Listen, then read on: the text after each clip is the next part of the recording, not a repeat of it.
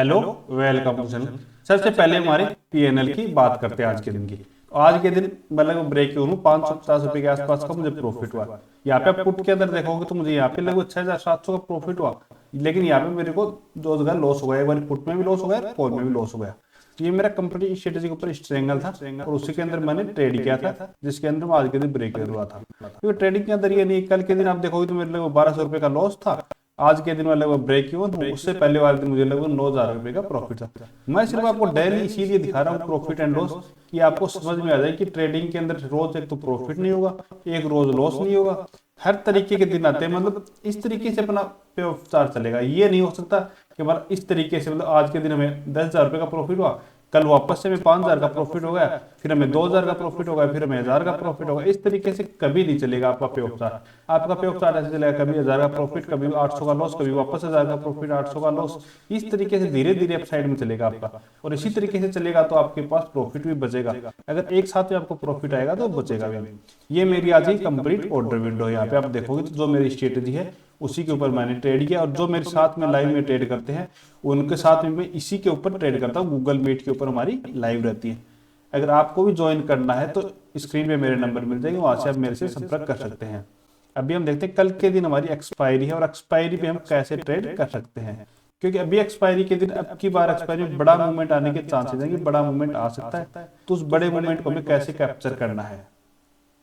तो अगर अपसाइड की बात करें तो आज का हाई भी हम रख सकते हैं, या फिर ये जो ट्रेड लाइन आ रही है 22,525 के आसपास, 22,525। अगर 22,525 को ब्रेक करता है, और वो भी ये मानो आप 12:30 के बाद में कि फ्लैट ओपन होता है और फिर यहीं पे रहने के बाद स्लो स्लो जाता है, फिर यहाँ पे आके ब्रेक करता है, तो यहाँ पे जो भी कॉल सेलर होंगे उनकी ऐसे हिट होंगे, और उनके ऐसे हिट होंगे तो जिन्होंने बहुत ज्यादा 22,500 की कॉल को सेल कर रखा, और इसको अगर ऐसे हिट होंगे तो यहाँ से लगभग 200 पॉइंट का एक तरफा मूवमेंट हमें देखने को मिल सकता है, मतलब शार्पली मूवमेंट वो आएगा। तो इस मूवमेंट को अगर हमें कैप्चर करना है तो यहाँ पे हम 22,500 की कॉल को बाई करेंगे। जितना लेट जाएगी उतना ही हमारे लिए अच्छा। अगर फास्ट सुबह सुबह जा रहा है तो हो सकता है हमें वही प्रीमियम हमें 50 के आसपास मिलेगा, तो 50 के आसपास मिलेगा। तो अगर हम उसके अंदर ट्राई करें भी गए तो उसके डिके के कारण हमें ज्यादा प्रॉफिट नहीं मिलेगा। लेकिन अगर वो 12 बजे के बाद में जाता है, 12:30 के बाद में जाता है, तो फिर हमें वो प्रीमियम 15 मिलेगा या फिर 10 मिलेगा, ऐसा प्रीमियम मिलेगा, तो उसके अंदर हमें अच्छा प्रॉफिट मिल सकता है।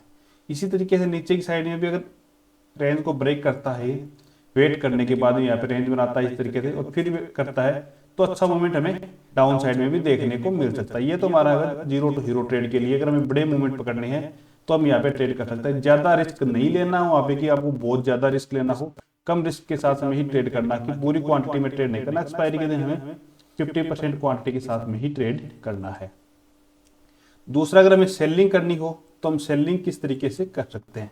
सेलिंग के लिए सबसे बेस्ट तो ये रहेगा, अगर इससे ऊपर निकलता है और उसके बाद में हम करते हैं तो हमारा टारगेट ये रहेगा 22,400 की पुट को हम सेल करके रखेंगे, इससे ऊपर निकलेगा। और अगर हमें ज्यादा रिस्क नहीं लेना है तो यहाँ पे हम 22,300 या फिर 22,200 की पुट को बाई भी हम साथ में कर लेंगे, जिससे एक तो हमें मार्जिन कम लगेगा और हमें अच्छा प्रॉफिट भी उसके अंदर आ जाएगा, और हमें रिस्क ज्यादा नहीं रहेगा, क्योंकि उसके अंदर की बड़ा रिस्क हमें नहीं रहेगा। कि लॉस भी होगा तो हमें मिनिमम लॉस होगा, कि बड़ा हमें लॉस होने के चांसेस बहुत कम है। जो ऐसा नहीं लगाते हैं वो इस तरीके से भी स्प्रेड बना सकते हैं।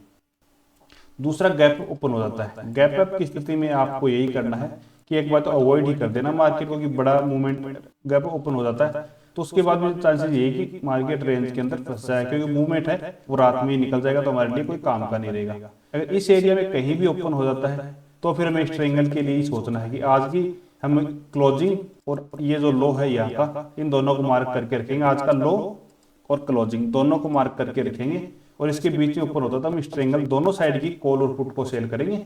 और अगर इस रेंज के अंदर शाम तक रहेगा तो हमें अच्छा प्रॉफिट यहाँ पे सेलिंग के हिसाब से मिल सकता है।